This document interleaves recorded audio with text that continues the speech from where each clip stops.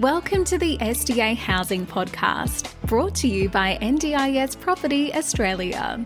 Before starting this episode, we need to provide a general disclaimer. Information contained in this podcast is general in nature only. It does not take into account the objectives, financial situation, or needs of any particular person. You need to consider your financial situation and needs before making any decisions based on the information in this podcast. And you should consider seeking independent and professional advice for your personal circumstances. All right, let's begin.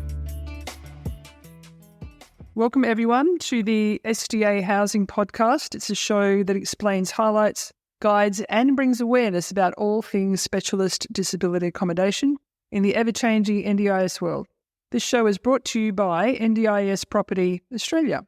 And today we have the pleasure of having Maddie in our office. This is Maddie's second day, and Maddie is going to give you a little story about her background and how she came to work for us, and what her previous role was and why she's so passionate about this particular space. So I'll hand it over to Maddie.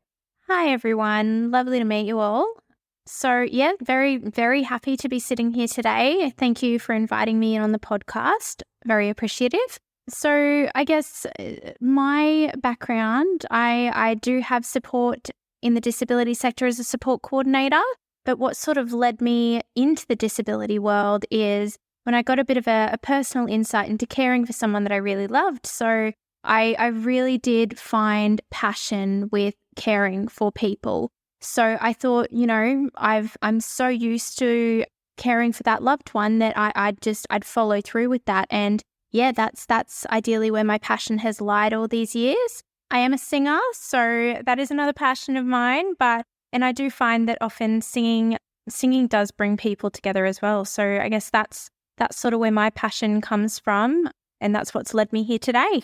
That's lovely, Maddie. Interestingly, we were talking this morning because we're having a get-together tomorrow, bringing together lots of people involved in SDA housing, and we're talking about the benefits of this new world that we're looking into, which is respite housing.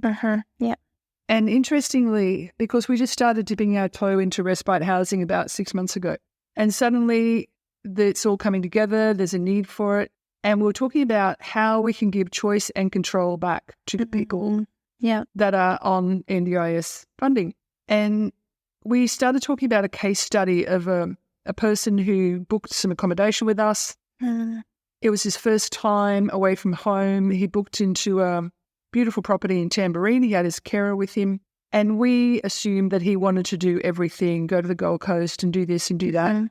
And all he wanted to do was have peace and quiet. Yeah. So he had 2 weeks away and he absolutely loved it. Watched Netflix, ordered in Uber Eats, and played some games. Yeah. Had a fantastic time. And interestingly now, 6 months later, he's come back to us and he wants to go further afield. So this is, I think, something that we can really develop and mature. So that was his first step. So now the second step, as we talked about this morning, is he wants to do stuff. He wants to go to Australia Zoo. Yeah. So this is what we feel within our company is a whole new department, whole new area. And that's why Maddie has joined us, and Maddie will be starting to establish that as a whole new area. Yeah. And I guess we do sort of want these participants to be able to tap into the choice and control within their plan.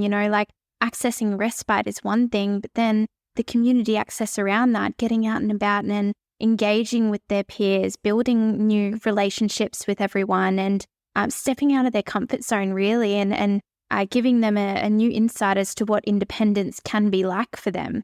And it can be a good way for them to sort of transition into being at the point where they do feel comfortable to move out of home.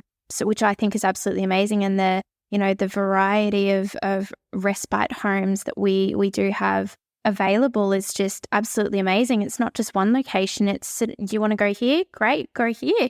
Or we have the opposite side of the coast. Or we have, you want to go for a flight to Sydney. You want to spend the weekend in Sydney. If you've got family in Sydney, great. We'll tap into, a respite at Sydney for you. There's so much variety now that clients can access. which I think is absolutely amazing. And that all stems back to the choice and control. Yeah. In your work as a support coordinator, did you see evidence of the struggles that people go through to try and get a plan organised? Was that something that you were dealing with on a daily basis? Yeah, absolutely. So often, I'd have clients and I'd speak to the carers of them that may have other foster children or other children that they are trying to get engaged with the NDIS, and it was proving to be a real barrier for a lot of people with getting their kids or foster kids or family onto the NDIS, and it really played on the mental health of both the client themselves and the carers and family. And, I think it's just not everyone sort of knows who to reach out to. Not everyone knows where they can go to get the sort of assistance. And there's so many people out there that do have the knowledge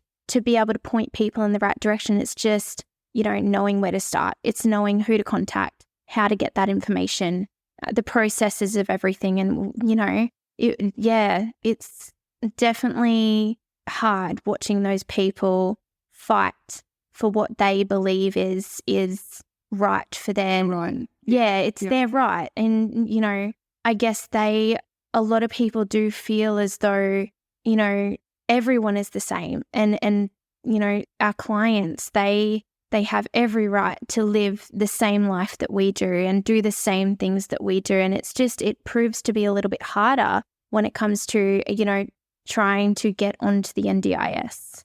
And that's why we're so lucky to get Maddie's skills to come into our company, because the other thing we've discussed is it's not just the participants that need respite, it's the carers that need respite, it's the parents that need respite, it's the siblings, or it could be a case where the whole family goes away together, which is something they haven't experienced.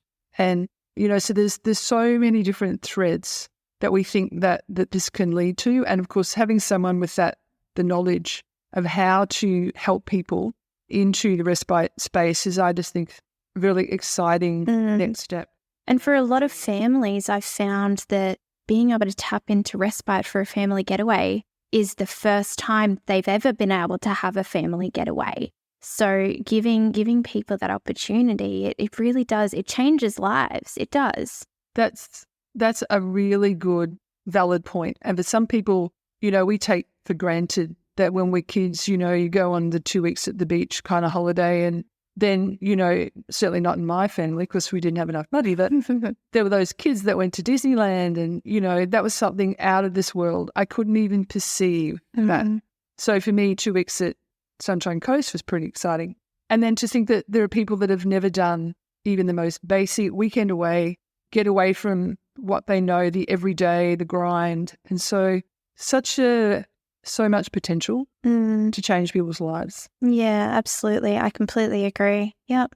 So it's been really good to catch up with you today, Maddie. Maddie's baptism of fire, giving us a little background about her. And please continue to follow us on this space. My name's Heather. And again, I've been here with Maddie, and we are NDIS Property Australia.